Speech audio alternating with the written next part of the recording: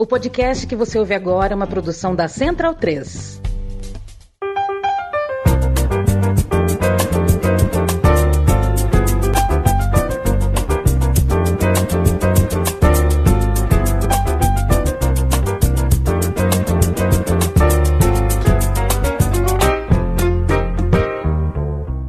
Bem-vindo, bem-vinda, amigo e amiga da Central 3. Este é o podcast Meio Campo. Estou ao lado de Leandro Stein, Matias Pinto, Felipe Lobo e Bruno Bonsante, que começa me dando uma nota para a camisa nova da Seleção Brasileira.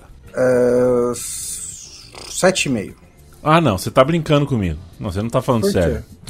Ué, você pediu uma nota? Não pode ser. Você não pode dar 7,5 para essa camisa da Seleção. Mas, gente, vocês pediram uma nota pra ele. Feia assim mesmo? Eu achei feia. A camisa mais feia da história do planeta. O tom de amarelo, pra mim, é totalmente problemático, assim, já cortando pra comentar, porque eu tava pensando exatamente falar isso. Essa safra de camisas, pelo menos da Adidas e da Nike, tá bastante complicada, né? Da Nike, assim, foram pouquíssimas que eu gostei, e da Adidas um pouco mais, assim.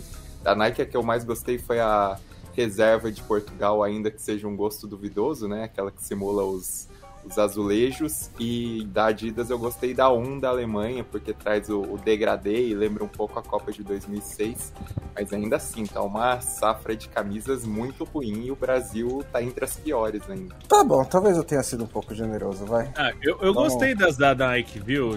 Quer dizer, algumas, não todas. Não a do Brasil, que é horrível, mas França e Inglaterra eu achei boas porque são apelos ao tradicional. Gostei de Estados Unidos, também pareceu meio tradicional. Acho que a Noruega eu achei uma invenção, mas uma invenção legal. Então, tem algumas que eu gostei, tem outras que realmente... A Nigéria também, mas a Nigéria já virou tradição, né? Acho que eles trabalham sempre com um conceito bem próprio, assim, então acho que fica bem legal.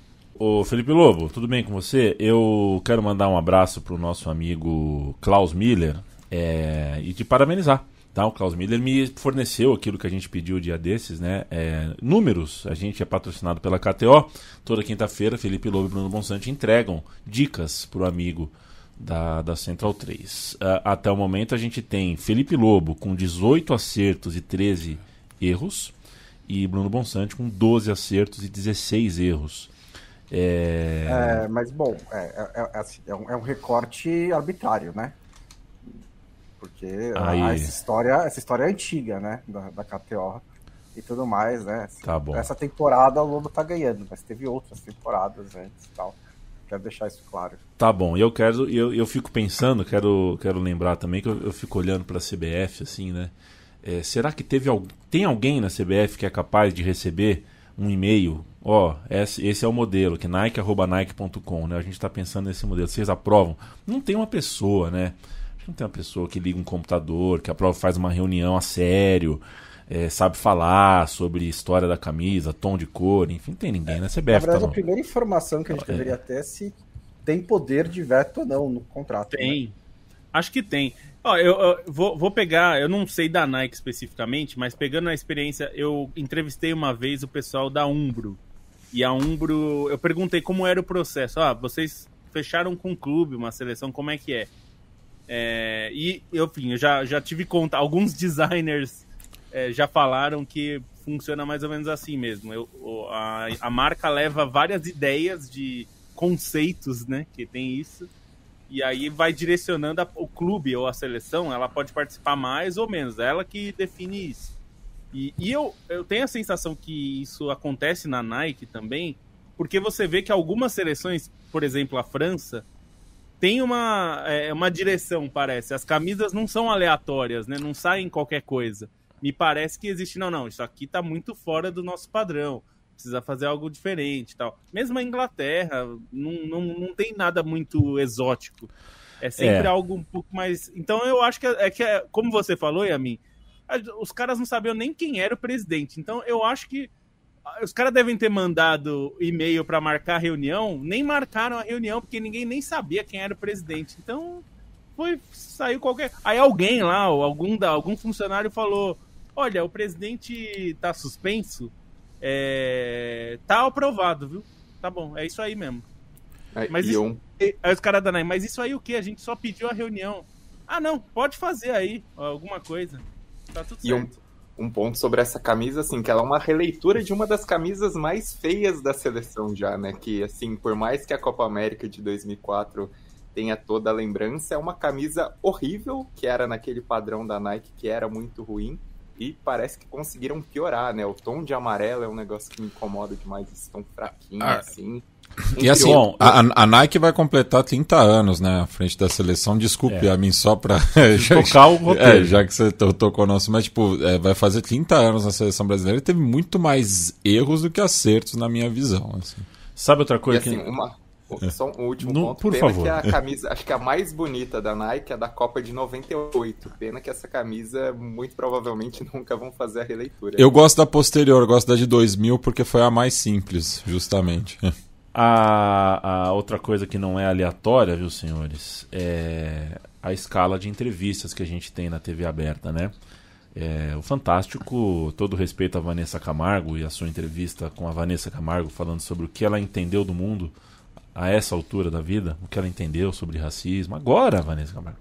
Mas quando o Robinho dá entrevista para a TV Record, e esse tipo de entrevista, com as coisas que ele falou, inclusive sobre racismo na Itália, de fato, a Itália é um país com muitos casos de racismo. Ele tem provas da inocência e tudo mais. Assim, é uma entrevista degradante, uma entrevista que faz a gente que é da comunidade de futebol, a gente que passou 15, até mais do que isso, né? Passou uns 15 anos, lidando com o Robinho todo domingo, curtindo o Robinho, fazendo gol, drible, sendo campeão, indo para a seleção, jogando Copa. De fato, é difícil, é dose para mamute. Entrevista horrorosa do Robinho para Record. Não que a gente achasse que pudesse ser diferente. Vamos cumprir a pauta, gente. O meio-campo vem hoje para falar de algumas competições pela Europa. Se der tempo, a gente fala um pouquinho de estaduais pelo Brasil. Mas acho, né, Bonsa, que é impossível a gente não começar. Quer dizer, possível a gente pode começar com qualquer coisa. Mas seria insensato da minha parte não começar com Manchester United 4, Liverpool 3, virada no tempo normal, virada na prorrogação, público grandíssimo, né, a torcida visitante do Liverpool, que é uma característica das competições de Copa, né, na Inglaterra, você tem um aumento da torcida visitante. Um daqueles jogos que realmente põe para cima o astral de quem curte futebol. Foi um jogo fantástico, né?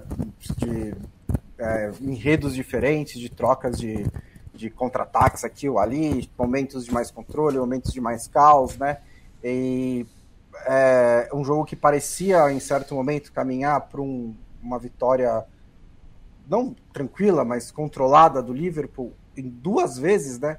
Tanto no fim do tempo normal quanto no fim da prorrogação, de repente mudou.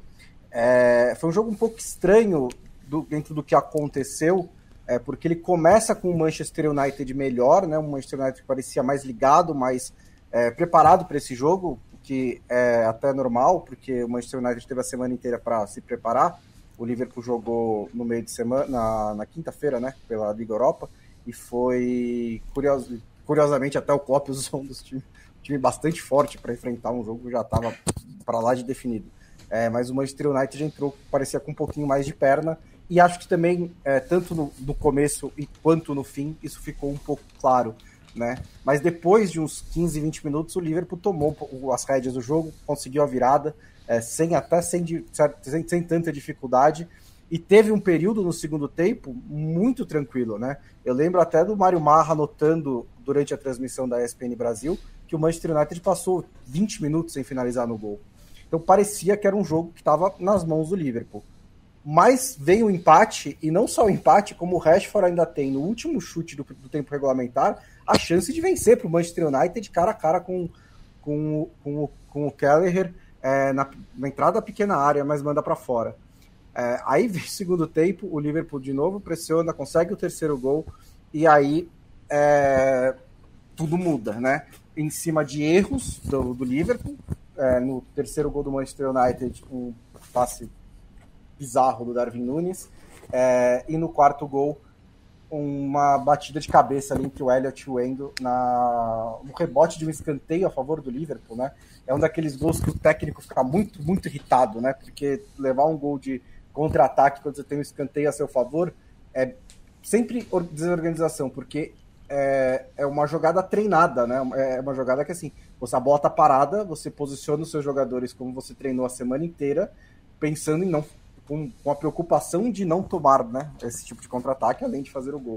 Mas houve ali um desentendimento, e o Diallo foi muito bem na jogada também, foi tipo, perfeito, preciso, e conseguiu a virada para o Manchester United. Assim, de efeitos desse jogo, eu acho que é uma vitória essencial para o Manchester United, em uma temporada de muitos altos e baixos, em que parece quase certo que o Ten Hag vai sair no fim da temporada, né? A não ser que ele consiga convencer os novos chefes do Manchester United, agora que o clube tem o investimento do Jim Ratcliffe, de que ele continua sendo de que ele é o homem certo, né, para conduzir o Manchester United.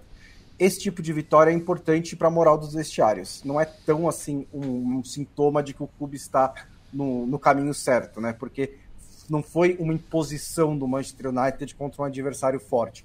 Foi um jogo caótico em que o Manchester United, com todos os méritos, conseguiu sair vencedor. Até curiosamente, quando os jogos entram no caos, né, o Liverpool costuma se dar melhor. Não foi o caso nesse jogo, mas permite ao Manchester United, principalmente pelo sorteio, né, vai pegar o Coventry na semifinal, chegar a uma final em Wembley, talvez contra o Manchester City, e conseguir um título que seria muito importante e seria um bálsamo para essa temporada. Para o Liverpool, assim, claro que o torcedor sonhava em ganhar todos os títulos possíveis na despedida do Klopp, mas ainda tem, né, a Premier League na briga, ainda tem a Liga Europa. Essa campanha na Copa da Inglaterra até teve uma certa prorrogação, porque o Liverpool pegou um Southampton com um time muito jovem e ainda conseguiu ganhar, então não era exatamente uma competição que estava no radar. Curiosamente, encerra a história do Klopp na Copa da Inglaterra com um retrospecto bem pobre, né? São 9 participações do Klopp na Copa da Inglaterra, 6 vezes ele foi eliminado na terceira ou na quarta rodada, que são as 2 primeiras para os times da Premier League, e não foram assim, adversários impossíveis. Eu acho que teve 2 para o West Ham, teve uma para o Wolverhampton, então não era uma competição que o Klopp sempre se dava bem. Tem um título, né, na temporada em que ganhou as 2 Copas, chegou na final da Champions League e ainda foi vice-campeão inglês, e essa foi só a segunda vez que chegou nas quartas de final. Então, curiosamente, as temporadas do Liverpool com o Klopp nunca encaixaram com a Copa da Inglaterra. E é impressionante também o retrospecto do United contra o Liverpool nas competições domésticas da Inglaterra, né? Essa é a 11ª vitória só pela Copa da Inglaterra, mas enfim, foi um jogaço, né? Eu acho que eu sou particularmente contrário a prorrogações que não sejam como a de ontem, né? Porque foi um jogo que realmente nunca parecia decidido, né? Teve muita troca de placar. Eu acho que até pesou um pouco a resiliência, né, do United, né, muito por conta de ser praticamente a única competição que ele está vivo ainda na temporada, enquanto que o Liverpool está brigando em outras frentes, né? Então acho que isso pesou realmente ali no final do jogo. E só um comentário assim, esse jogo pareceu retratar a própria temporada do Manchester United nesse sentido de inconstância, né? A maneira como, enfim, como o Bonsa falou, o United pareceu um período ali, principalmente depois da virada, que estava morto no jogo, e a maneira como o time ressurge depois, enfim, o que consegue produzir na prorrogação. Os 2 goleiros foram muito bem, né? Impressionante como um jogo de 7 gols, ainda dá para falar que os 2 goleiros fizeram defesas decisivas e evitaram um placar ainda mais amplo. E no caso do Manchester United, vários dos destaques desse jogo não são necessariamente jogadores que foram contratados sob badalação, né? Alguns são crias do clube, outros chegaram como apostas e acabaram sendo protagonistas, né? O McTominay e o Mainu foram muito bem no meio-campo, principalmente na produção de lances ofensivos, né? Os 2, o McTominay com assistência e gol. O Mainu teve alguns lances sensacionais. Garnacho também, mais uma vez, se apresentando para o jogo, né? Especialmente no lance em que ele puxa o contra-ataque para o gol decisivo. E o Amad Diallo, que chegou ainda garoto da Atalanta e saiu do banco também para ter um peso grande, né? Considerando que é ele que força o erro do Darwin Núñez no lance do gol de empate do 3-3 e depois acaba marcando assim numa definição que não era tão simples, né? A maneira como ele escolhe o canto do Kelleher para bater era um lance que eu imaginei que talvez ele pudesse perder, mas ele foi bem frio ali na conclusão, embora tenha exagerado ali ao tirar a camisa e tomar um cartão vermelho naquele finalzinho.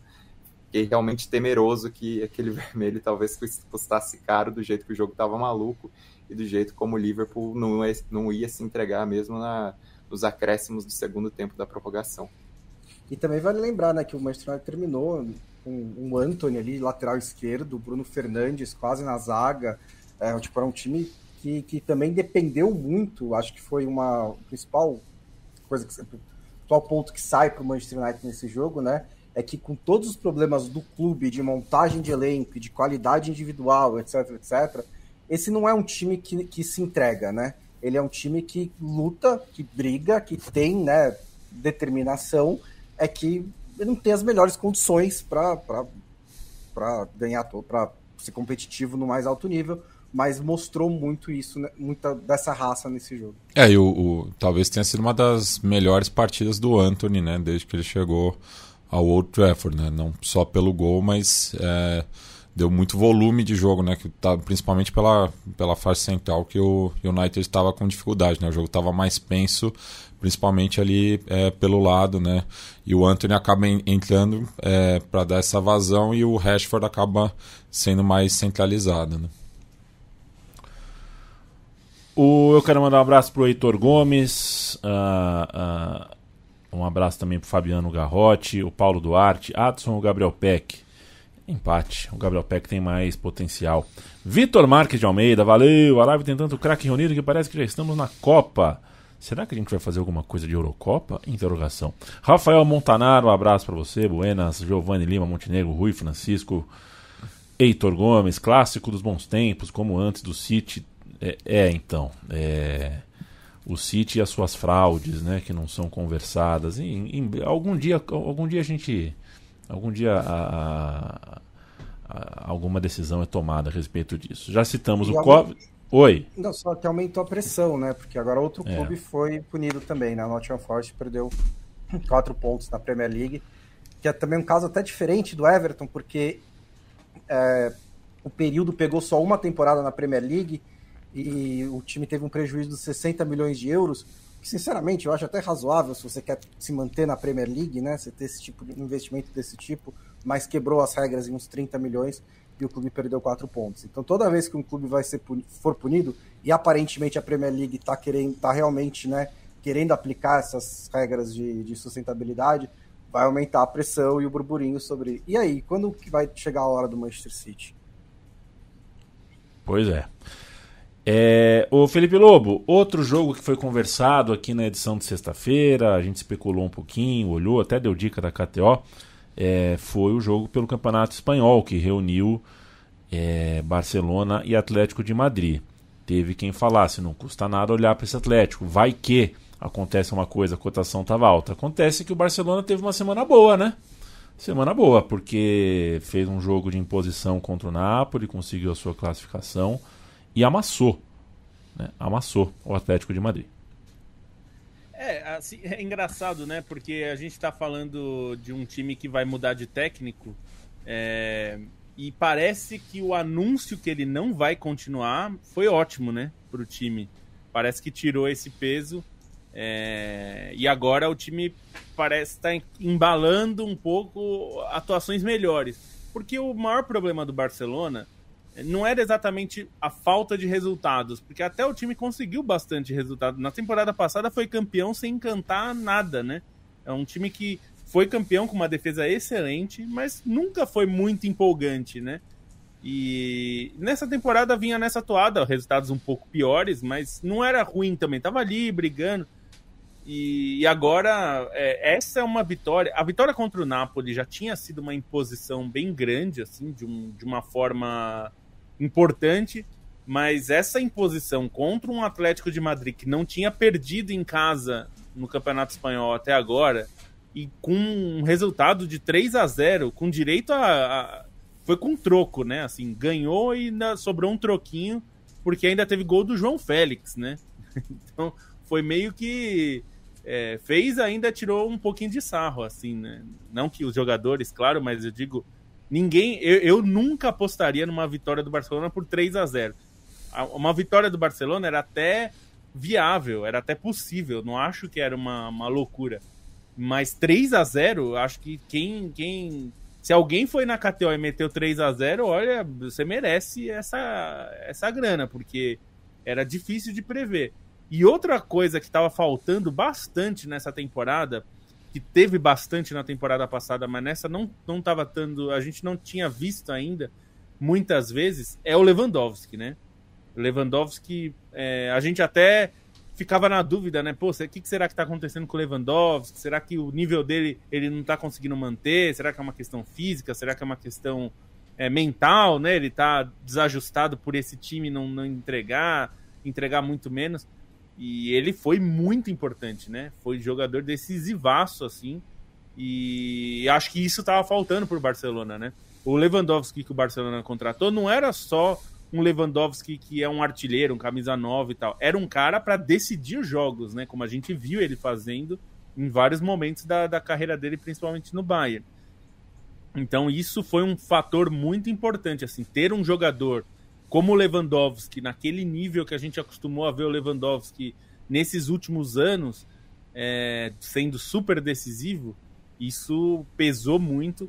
O Barcelona é um bom time, a gente falava que tinha mais futebol ali para extrair, por isso que o Xavi estava sendo pressionado, mas essa atuação contra o Atlético de Madrid deixou uma sensação de que se o time conseguisse render mais vezes assim, estaria brigando com o Real Madrid, não estaria brigando para ser segundo lugar, né? Não, só rapidinho sobre o Lewandowski, uma coisa que é importante a gente falar, né, que existia esse temor sobre a queda do Lewandowski, mas é um centroavante que nunca se valeu necessariamente de uma supremacia física, né? Sempre foi um centroavante refinado tecnicamente, com um QI de futebol muito alto.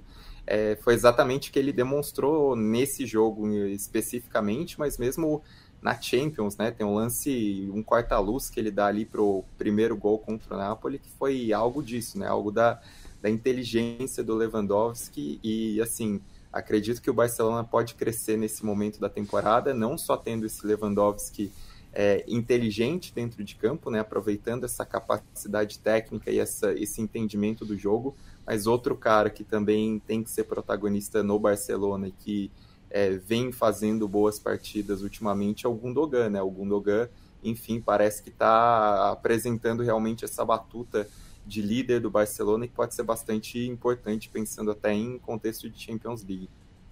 Eu ia destacar alguns personagens, justamente o Lewandowski, o Gundogan.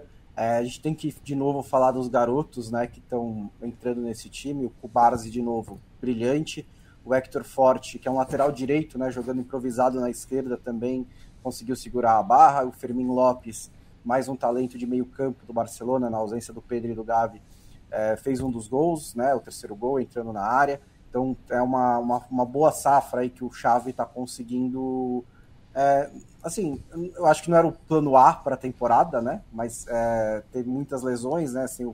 Para esse jogo sem o Pedro, o Gavi, o Frenkie de Jong, sem o Cancelo também, sem o Christensen.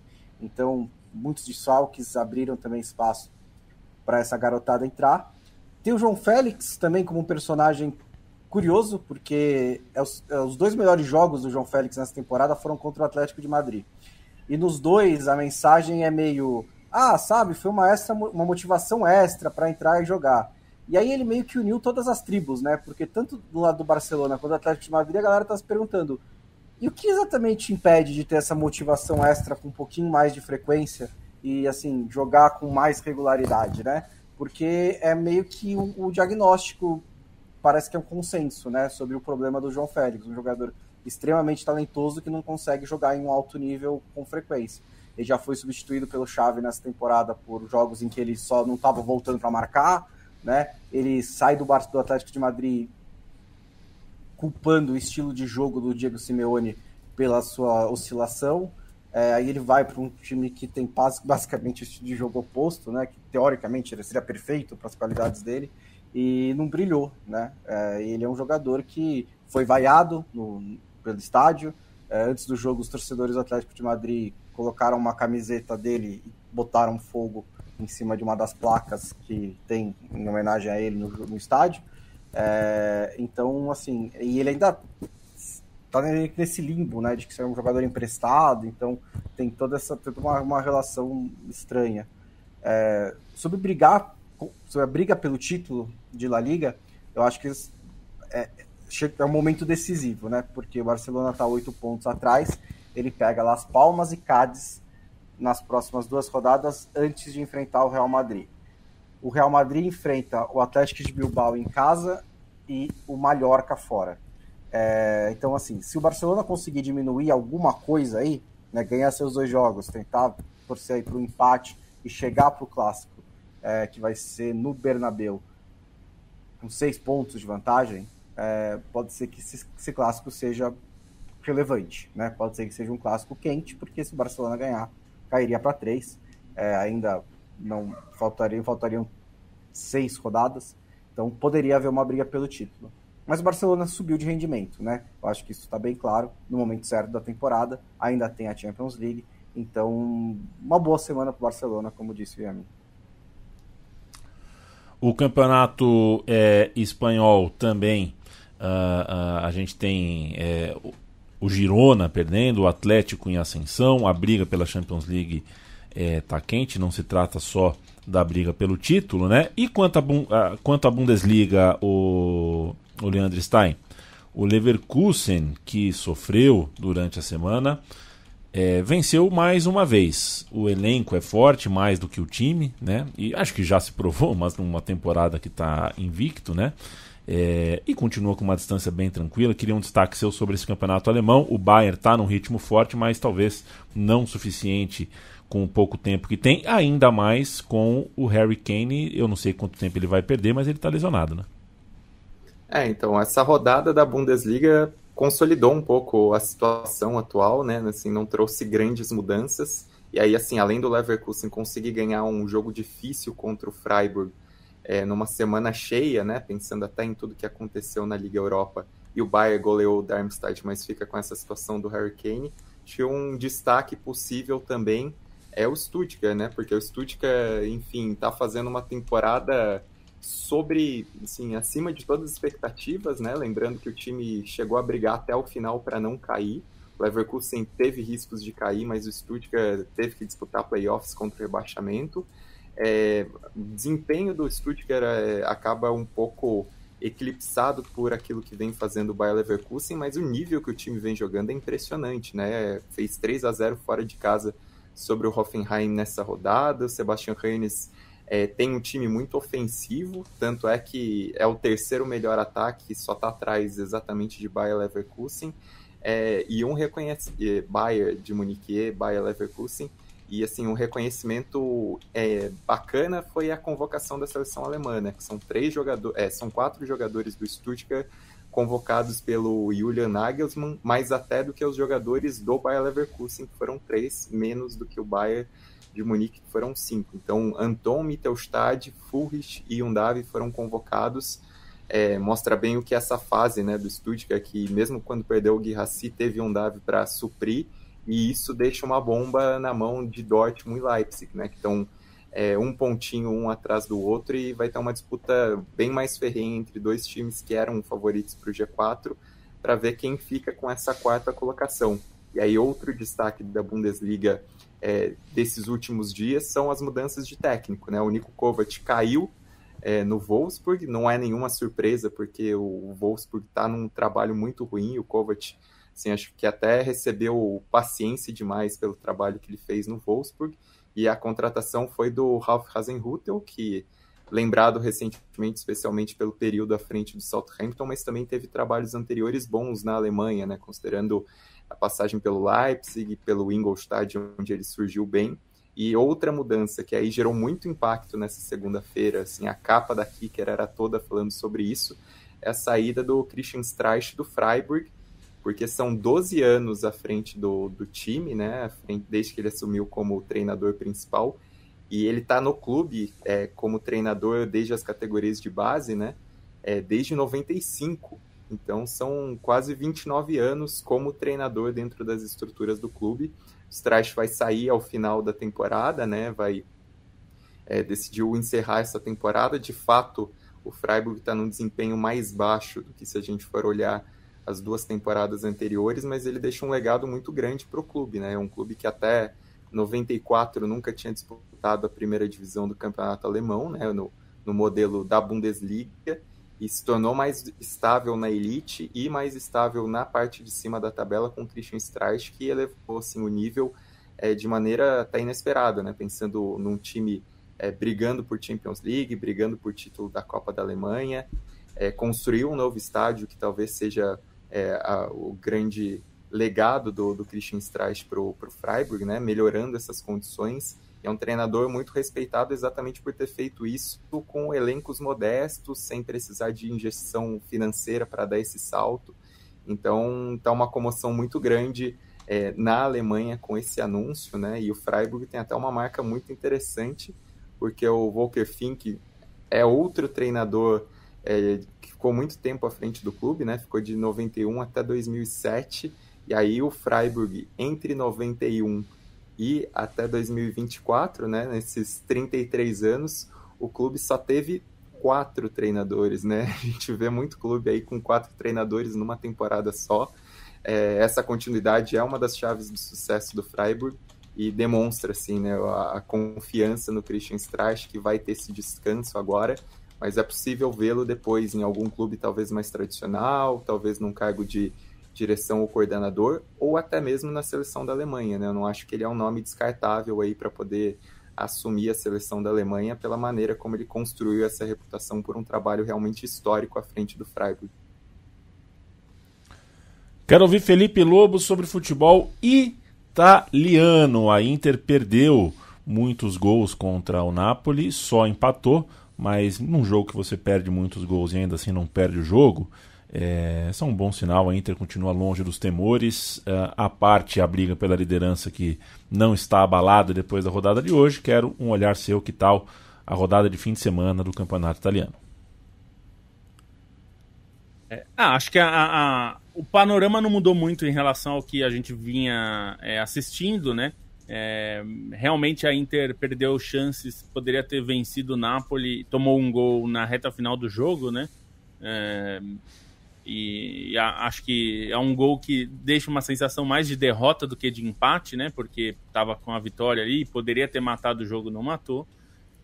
Mas como você falou, liderança absolutamente tranquila, 76 pontos. O Milan, que é o segundo lugar e agora abriu 3 pontos de vantagem para a Juventus, porque a Juventus aparentemente desaprendeu, não sabe mais como é jogar e vencer os jogos, né? Empatou com o Genoa 0-0. Não vinha jogando bem também, né? Tem esse problema. A Juventus vinha vencendo alguns jogos meio na força, assim, e agora não tem conseguido mais fazer isso. Certamente isso vai ter um impacto ao final da temporada, se a Juventus não conseguir ficar pelo menos com o segundo lugar. Acho que vai para a Champions, não me parece que vai perder essa vaga na Champions, mas ficar em segundo de uma forma tranquila seria ótimo para o Allegri, que é um treinador sempre muito questionado nos últimos anos, desde que voltou à Juventus, porque nunca conseguiu retomar o nível de atuação e de segurança que o time tinha na passagem anterior dele, né? Então acho que esse é um aspecto importante. Mais uma vitória da Roma também, né? A Roma conseguiu vencer o Sassuolo por 1-0. O Sassuolo que está brigando para não cair. Me parece que o Sassuolo, depois de ótimas campanhas, ter chegado até a competições europeias, ter revelado o De Zerbi, que é um dos grandes treinadores aí dessa geração, mas o Sassuolo parece encaminhado para cair. O Frosinone vai cair, já está totalmente distante dos demais, né? Não, mas tá um ponto só do Empoli. É a Salernitana que tá bem atrás. A Salernitana, me desculpa, eu tô olhando Salernitana e falei Frosinone. A Salernitana já tá com Não, essa tá condenada. É que a briga tá boa, né? Até o Lecce são 4 pontos, né, pro Frosinone. A Salernitana, que começou a temporada com o Paulo Sousa, depois de o Paulo Sousa ter salvado a Salernitana na temporada passada, mas dessa vez não conseguiu, foi demitido, e a Salernitana não vai se salvar dessa vez. Sassuolo tem 23, Frosinone 24, o Empoli 25, Cagliari 26, Verona 26, Udinese 27. Aí tem o Lecce com 28, todos esses ainda parecem bastante na briga para não cair. Mas o Sassuolo, pelo nível que tem mostrado, perdeu 4 das últimas 5 partidas, então é muita coisa, né? Fica difícil. Para o Napoli, o Napoli que foi eliminado, foi uma semana. Se para o Barcelona a semana foi ótima, o adversário do Napoli na Champions, para o Napoli a semana não foi tão boa, porque além de ter sido eliminado na Champions, não conseguiu mostrar nada contra a Inter, conseguiu um empate e já tem que sair bem feliz com o empate, porque não estava mais para perder o jogo do que para ganhar. E me parece fica cada vez mais difícil para o Napoli pensar em competição europeia, né? Claro, dá para brigar ali por uma Conference, talvez uma Liga Europa, mas para voltar para a Champions League vai ser difícil pelo nível que tem apresentado. Nem tanto pelos pontos, porque está 45 pontos. A Roma, que é a 5ª colocada, deve ser a última classificada, né? A 5ª colocada da Série A, tem 51. Então, assim, em pontos é possível ainda buscar, mas é difícil imaginar uma Roma que a gente tem falado aqui semana após semana, que o time tem conseguido consistência, jogado bem, ganhado. E o Napoli é o contrário, né? Assim, das últimas semanas o time parece ter perdido o embalo, então é difícil imaginar isso se revertendo, né? Então acho que essa briga por Champions League aí vai ser muito interessante no final, porque ainda tem a Atalanta que perdeu muito embalo, não tá jogando mais tão bem nesses últimos jogos, né? Não conseguiu fazer tanta coisa, mas nos últimos 3 jogos não conseguiu vencer. Então a gente vai ver talvez o Bolonha de volta, muito possivelmente o Bolonha vai estar na Champions. A Roma muito possivelmente também, se mantiver esse nível. E aí os três grandes devem chegar à Champions League, mas todos eles com situações bem diferentes, né? A Inter, tudo para ser campeã.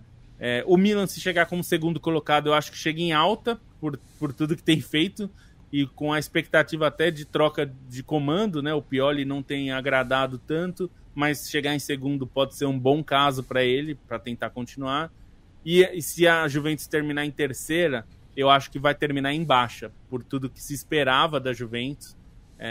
Acho que vai terminar em baixa e acho que é ruim para o Allegri. Não deve sair, porque a multa dele é muito alta. A gente já falou isso aqui tantas vezes, né? Ele tem uma multa altíssima e a Juventus não demitiu só por isso. Mas ele vai começar em baixa a próxima temporada se ele continuar com essa queda de produção tão grande. Perfeito, senhores. Eu mando um abraço para o Fabiano Garrotti, que perguntou para o Bonsa: Darwin ou Fernando Torres? Amiga, eu sou um famoso defensor do Darwin Núñez, né? Todo mundo sabe disso, mas assim... O Fernando Torres, né? Torres no Liverpool, né? Foi um baita centroavante. Eu gostei. O Darwin... Eu gostei, viu, Bonsa, que ele corrigiu, porque não tem como corrigir, né? Ele fez o outro post abaixo, porque saiu um i aleatório, aí saiu bonsai. Bonsai. As 2 primeiras partidas. De fato, Você já teve esse apelido, Bonsa? Já. Na escola. O Bruno Monsanto não é propriamente um jogador de basquete, né? Não tem a estatura de jogador de basquete, mas daí a chamar de bonsai acho sacanagem. Não tenho físico nem pro sub-15 de basquete. Senhoras, senhores, a gente não discute muito a onda de calor, né? O brasileiro e em outros lugares do mundo está na hora da gente começar a classificar, né? A gente não tem terremoto, a gente não tem tornado, mas a gente tem os nossos problemas climáticos, as nossas catástrofes climáticas. e não se tem um jogo de futebol com temperaturas acima, né? Especialistas precisam falar pra gente qual é o limite, quando que a gente deve parar ou não. O fato é que o Campeonato Brasileiro Feminino começou com desmaio em campo e a gente teve... Caramba, eu assisti sábado São Bento e São José, que foi às 3 da tarde. E não dá pra ter jogo. Não, assim, é um jogo e logo depois de Liverpool e Manchester United fica ainda mais claro ali como... Você não tem como cobrar velocidade, compactação, reposição, porque o sol é tamanho que não tem como. E o fato é que no Rio de Janeiro, a cidade conhecida pelos 40 graus, a sensação térmica está muito além dos 40 graus, esteve nesse final de semana muito além dos 40 graus, e a gente teve pelo menos um Fla-Flu de noite, mas o jogo de tarde não foi só por isso, mas o Vasco não encontrou o Nova Iguaçu em campo, que é um time bem interessante. É a grande notícia do futebol carioca, do futebol dos estaduais aí desse final de semana. Vai jogar a final do campeonato do Rio de Janeiro contra o Flamengo, enquanto aqui em São Paulo a gente tem colocado como surpresa também o Novo Horizontino, mas a gente precisa lembrar que o Novo Horizontino ficou perto de subir para a elite ano passado, né? Não é um time que chegando e ninguém sabe direito como. Eliminou o São Paulo no Morumbi. Mate, que tal para você esse Nova Iguaçu? Que tal para você a rodada de fim de semana do futebol estadual de São Paulo? Tivemos bastante surpresas aí, né, nos estaduais, principalmente com essas classificações, né, tanto do Novo Horizontino quanto do Nova Iguaçu, né, que mexeram bastante na fase decisiva aí dos estaduais, né? O Novo Horizontino que não ficou aquela discussão, né, se é o mesmo ou não dos anos 90, enfim, mas podemos ter aí, né, uma reedição às avessas, né, da final caipira de 1990, né, com o Neo Horizontino e o Red Bull Bragantino, né, mas claro, tem que passar antes por Palmeiras e Santos, que são os favoritos, né, por nível de investimento, enfim, por camisa e tudo, até por mandarem os jogos em casa também, né? O Santos, que inclusive por pouco também não foi eliminado nas penalidades para a Portuguesa, né? Teve mais sorte do que juízo, né? Jogando em casa com um a menos. A Portuguesa, que poderia, por exemplo, já garantir o retorno para a Série D, poderia ter também conseguido uma classificação para a Copa do Brasil do ano que vem, né, caso tivesse avançado. Mas o Nova Iguaçu, acho que no cômputo geral, né, até era um desafio maior até que o do Novo Horizontino, né, porque o Novo Horizontino foram 90 minutos, né, no Morumbi lotado, contra o São Paulo, e levou a decisão para os pênaltis, enquanto que o Nova Iguaçu jogou 2 vezes no Maracanã, né? Também teve toda essa polêmica aí durante a semana, né? Enfim, o Vasco querendo jogar no Maracanã, né? Sendo que o Nova Iguaçu, que era o mandante, né? E toda essa discussão em relação à dupla Fla-Flu, que são quem administram o consórcio, né? do Maracanã, enfim. Mas o Nova Iguaçu, então, teve 180 minutos contra o Vasco, jogando, enfim, com o público todo contra, mas é um time muito bem organizado, né? Já tinha mostrado isso na semana passada e conseguiu essa classificação inédita, né, para a final do Estadual do Rio, onde vai enfrentar o Flamengo também, né, em condições similares, porque os 2 jogos serão no Maracanã, e contra o Vasco pelo menos tinha, né, a vantagem de jogar por 2 placares simétricos, né, o que não vai ocorrer contra o Flamengo e que está, enfim, a alguns escalões atualmente à frente, né, do rival da Zona Norte. Esse Nova Iguaçu acho que fica marcado, né, entre os times que aprontaram nos estaduais aí, sei lá, nas últimas décadas. Acho que vai ser uma equipe para lembrar durante muito tempo, até pelo futebol apresentado, pela maneira como conseguiu se impor contra o Vasco, né? Falar de Xandinho, Bill, Iago, o próprio personagem Carlinhos, e um personagem muito legal que é o Andrezinho, né? Com tanta história como jogador e agora na direção do Nova Iguaçu ajuda bastante esse trabalho. Para aproveitar um outro destaque pela maluquice do jogo, né, a classificação do Pouso Alegre para a final do Campeonato do Interior em Minas, que o Pouso Alegre tinha perdido de 4-1 contra o Itabirito na ida e conseguiu fazer um 5-2 na volta. O jogo estava empatado em 2-2, e aí no segundo tempo, com um jogador a mais, o Pouso Alegre conseguiu fazer 3 gols, né, ganhar por 5-2 e se classificar com direito a um gol de bicicleta nos acréscimos que definiu o placar. Então, sim, foi um final de semana prolífico, né, nesses jogos malucos, até pensando no Manchester United, e um destaque na Copa da Inglaterra, que foi a virada do Coventry, né, com 2 gols nos acréscimos. Foi outro jogo malucaço, assim, nesse alto nível. E entre os brasileiros também um destaque para o título do Flamengo na Libertadores Sub-20, que é marcante especialmente por ter a geração dos garotos do incêndio no Ninho do Urubu, né? E só apenas um dos garotos dos sobreviventes do incêndio, só um jogador estava presente em campo, o Ryan Lucas, mas foi um dos protagonistas, né? Foi um dos melhores em campo. O volante acabou sendo decisivo para a vitória do Flamengo.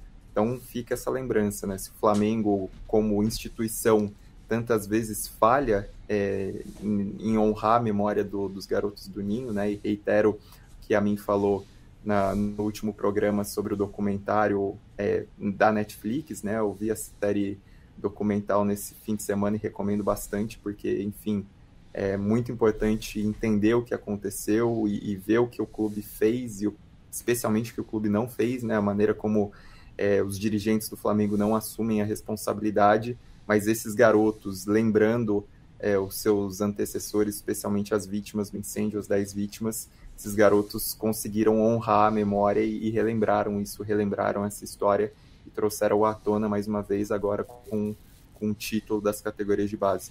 Data FIFA, senhores. Definições das últimas 3 vagas na Eurocopa agitam o continente. Isso é uma baita manchete, né?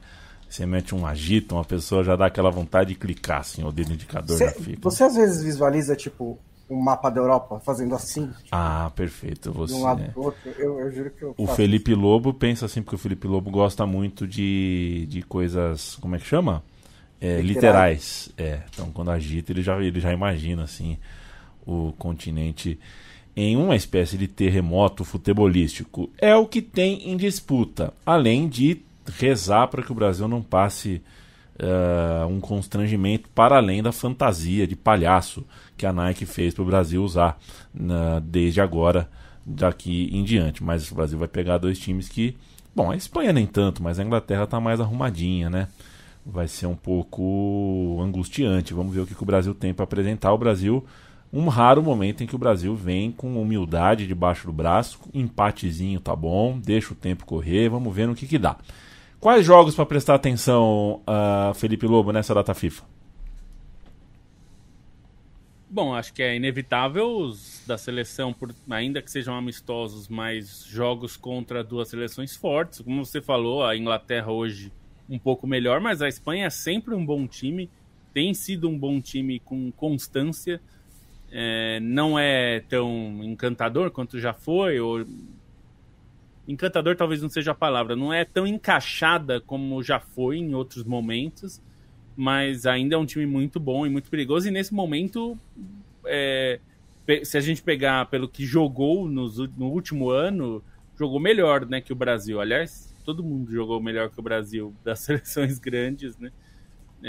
Então eu acho que será interessante, principalmente porque serão os primeiros jogos do Dorival para ver. Então acho que desse ponto de vista é interessante. Mas a gente tem outros jogos, tem eliminatórias da Copa também rolando, né? Vão rolar eliminatórias da Copa na Ásia e tem muitos jogos ali. A eliminatória da Ásia a gente chegou a falar, né? Ela já foi mais disputada com aumento de vagas, mas principalmente com a mudança de fórmula de disputa, deixou um pouquinho mais previsível, porque tem times que você vê claramente que são melhores e a tendência é que esses times cheguem mais longe. Então não tem nenhum super jogo, mas tem alguns jogos ali interessantes para você, principalmente para quem gosta de assistir jogos mais pela manhã, né? Tem jogos no Oriente Médio que são à tarde também, mas tem alguns jogos de manhã para assistir. Então, Coreia do Sul e Tailândia vão jogar, vai ser de manhã. Vai ter alguns outros jogos assim, Singapura e China, esse não é muito atraente, mas vai ter outros jogos assim. E aí acho que o Stein até pode falar melhor, mas as definições das últimas vagas da Eurocopa vão ser interessantes porque é um pega para capar danado, envolve ali o que veio da Nations League, né? Então acho que tem algo interessante ali de times que conseguiram bons resultados na Nations League e aí tentam aproveitar para chegar na Eurocopa, que para essas seleções principalmente é muito importante, né? Chegar à Eurocopa já é uma vitória, né? Em muitos casos. Então acho que vai ser algo interessante de assistir também, porque são jogos decisivos, né? E aí não tem jogo de volta, assim, né? Então vai ser pegado. Vão ser 3 Final Four, né? Naquele formatinho de jogos únicos, com o campeão de cada um desses 3 Final Four se classificando para a Eurocopa. O caminho A, né? Que em teoria seria da Liga A, mas como só teve Polônia e Gales saindo da Liga A entre os times que não conseguiram vaga na Eurocopa. Uma semifinal é Gales e Finlândia. Gales um pouquinho favorita, mas a Finlândia vem de um bom trabalho nos últimos tempos. E aí o outro confronto entre Polônia e Estônia. A Estônia veio da Liga D, acabou reencaixada aí dentro dessa estrutura. E a Polônia, principalmente com essa fase do Lewandowski, né? Eu fiquei pensando na maneira como Lewandowski realmente beneficia a seleção polonesa agora, nessa fase recente dele, pensando nessa chave. No caminho B, vai ter Bósnia e Ucrânia, Israel e Islândia, e aí acho que histórias de Ucrânia e Israel ganham mais peso, né? Até pelo contexto geopolítico, pela maneira como Bósnia e Islândia não estão exatamente no melhor momento, aí, considerando a última década dos seus trabalhos. E a seleção da Ucrânia, ela se mostrou forte em vários momentos, né? Nos últimos anos aí, tem um elenco muito bom, tem jogadores de destaque nas grandes ligas europeias. Shakhtar e Dinamo Kiev continuaram revelando jogadores, especialmente com a debandada dos estrangeiros. Então a Ucrânia, talvez dessas três chaves aí, seja a mais favorita, né? Que apresenta o futebol mais constante nos últimos tempos. Porém, o caminho C é o que, assim, que eu acho que vale mais assistir, né? Vai ter o confronto entre Geórgia e Luxemburgo e Grécia e Cazaquistão. São ótimas histórias. A Grécia é o time com mais peso, né? E até vem de bons jogos nas eliminatórias da Euro, mas tinha um grupo muito difícil com França e Holanda, vai precisar dessa repescagem. Pega o Cazaquistão, que foi uma das sensações, né, das eliminatórias para a Euro, deu muito trabalho, chegou a vencer a seleção da Dinamarca, então uma seleção para se prestar atenção, enquanto Geórgia e Luxemburgo, assim, são duas queridinhas entre esses ascendentes, né? A Geórgia chegou a bater na trave durante a repescagem da Euro passada. Tem o Kvaratskhelia como grande protagonista, mas também tem Mamardashvili, tem outros bons jogadores, e Luxemburgo, né, tem uma seleção multicultural, assim, com jogadores com ascendência de diversos lugares, especialmente de países lusófonos, né? Então é uma seleção que, de tradicional saco de pancadas, vai conseguir disputar essa vaga na Eurocopa. Esse caminho C, acho que é o mais interessante para a gente assistir. O que eu acho mais fascinante mesmo, né? Porque assim, você tem 4 resultados possíveis, um deles é meio chato, tá? Me desculpa, eu sei que ele tem apreço pela seleção da Grécia e tal, mas tanto faz se a Grécia for para a Eurocopa de novo. Mas você pode ter, né, o Kvaratskhelia lá, ou o Luxemburgo, que é essa virada histórica, né, assim, de 20, 30 anos de saco de pancadas a uma equipe realmente competitiva. O Cazaquistão, assim, que também não é super carismático, mas está numa ascensão legal, então pode ter, assim, uma novidade que sai daí, né. Das outras seleções, assim, tirando questões extracampo, tirando questões geopolíticas, eu sinceramente não acho que ninguém tem muito carisma ali, né. Tem são as seleções mais, assim, empolgantes de todos os tempos. Por isso eu acho que justamente esse grupo C é o que eu vou prestar mais atenção.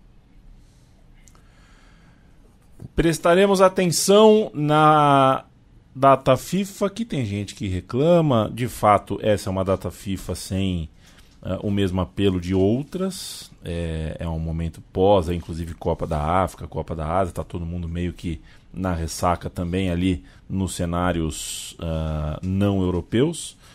Mas a gente tem o que enxergar sempre no futebol. A gente tá indo embora. Este é o... Qual é o episódio, gente? É o 11? Não. 17, perfeito. Passa rápido o tempo, né, Lobo? O tempo passa muito rápido, cara. Te encontro na Copa Jorge Campos. Vou jogar pelo chuvasco. Eu vi. Tremei. Beleza. Tremei, Canelas. Um beijo pra você. Um beijo. Até segunda-feira. Até sexta-feira, na verdade. E estaremos aqui e já com a data FIFA em andamento, né? Então já poderemos até falar com mais dessa do que estiver acontecendo. Espero que sim, né? Porque senão do que a gente vai falar, né? Só sobrar pouca coisa. Pois é, a gente podia falar sobre a nossa fornecedora fazendo um uniforme inspirado no Tintim, por exemplo. Daria 1 hora de conversa. Um uniforme bonito, né? Cara, pode ser do Tintim, pode ser da Magali. O Brasil podia fazer um uniforme inspirado na Magali. Já amarelo. O tom já, do amarelo me apetece. Já era alguma coisa. Com detalhes de melancia, né? Pra ter um verde, uma cor detalhes de melancia. diferente. Cara, a gente jogou uma Copa do Mundo com manga de onça degradê, verde limão, sabe? Enfim, beijo pra você, Bonsa. Um beijo, até quinta-feira. Eu já abandonei essa briga. É sexta-feira, Bruno Bonsante. Sexta-feira, exatamente. Sexta-feira. O Matias Pinto vai fazer uma pipoca aqui, porque tem o sorteio da Libertadores. Ele tá que tá. Já fez mandinga, já colocou uns negócios aqui, porque pra ele tem que fugir de não sei quem, tem que pegar não sei o que lá, e ele quer dar uma pintadinha em algum lugar. Beijo pra você, Matias. Beijo, e só um destaque final, né, que na sexta-feira passada tivemos um duelo pela Copa Argentina que não ocorria desde 1985, né, entre dois vizinhos, no caso o Lanús e o El Porvenir, e o clube, né, de Herli acabou eliminando o Granate por 1-0, ele que está na primeira C metropolitana, mas já jogou na primeira divisão no passado. O jogo que, como na Copa Argentina em sede neutra, foi um pouco mais ao sul ali da Grande Buenos Aires, foi jogado no estádio do Defensa e Justiça. Então, mais uma surpresa aí na Copa Argentina, que até por conta desse formato, né, jogos em estádios neutros, sem nenhuma vantagem esportiva, tem muita zebra. Faltou o beijo e o abraço de Leandro Stein. Um beijo, um abraço, e também vou dar um destaque final, porque assim, o campeonato turco nessa temporada tá sensacional, né? O Galatasaray com 81 pontos, o Fenerbahçe com 79, o terceiro colocado é o Trabzonspor, tá 30 pontos atrás do Fenerbahçe, e essa rodada foi emocionante, porém, assim, violenta, né? O Galatasaray ganhou fora de casa do Kasimpasa por 4-3, com um gol no apagar das luzes. E o Fenerbahçe visitou o Trabzonspor, venceu por 3-2, com 2 gols do Fred. E aí teve empate do Trabzonspor, o gol da vitória do Batshuayi saiu apenas no apagar das luzes, ali no finzinho do segundo tempo. E rolaram cenas lamentabilíssimas, né? Porque a torcida do Trabzonspor invadiu o campo, partiu para cima dos membros do Fenerbahçe, jogadores... agrediram torcedores agrediram jogadores, assim, cenas muito fortes, uma série de protestos, né? O Infantino comentou o assunto, a FIFPro publicou nota, sim, vale frisar que o campeonato turco ele tem um sistema de monitoramento muito rígido, né? De entrada de torcedores nos estádios com cadastro, e mesmo assim aconteceu esse episódio de violência tão repudiável, né? Existe uma rivalidade muito grande do Trabzonspor, que é o principal clube do interior, contra os principais times de Istambul, e até o Fenerbahçe está discutindo sobre se retirar no campeonato. Não acho que vai acontecer, né? Até porque o Fenerbahçe fez um investimento grande para essa temporada, tenta recuperar o título depois de 10 anos sem conquistá-lo, faz também uma campanha louvável na Conference League, mas enfim, o que aconteceu assim foi das cenas mais assim, estapafúrdias no estádio de futebol, né? A maneira como aconteceu esse embate e é algo realmente para as autoridades turcas agirem, porque assim não dá para deixar que essas cenas se repitam, né? Tem uma discussão toda de aumento da violência nos estádios, especialmente nesse pós-pandemia, né? A gente viu em vários países acontecendo um aumento de violência, mesmo em países da Europa Ocidental, né? Não é algo que acontece só na Europa Oriental, enfim, mesmo em outros continentes, mas esse episódio foi um dos mais graves e precisa ter uma ação enérgica, né, em relação a isso, e que, enfim, mesmo com as ferramentas que tem, as autoridades turcas deixaram a desejar nessa proteção. Até sexta, assim, imagino que o assunto vai ser o sorteio da Libertadores para sexta. Valeu, gente. É sempre um prazer saber que temos a sua companhia. A gente tem a nossa cozinha em central3.com.br, nosso financiamento coletivo em apoia.se/central3. Conte para os amigos, divulgue o podcast Meio Campo quanto puder, porque, como vocês sabem, a nossa mudança de nome, tem gente que não ficou, que não sacou ainda. A gente está tentando, com todos os esforços, fazer as pessoas saberem mais e mais, e o podcast ainda é um modal de comunicação que depende do boca a boca. Valeu, gente. Tchau, tchau.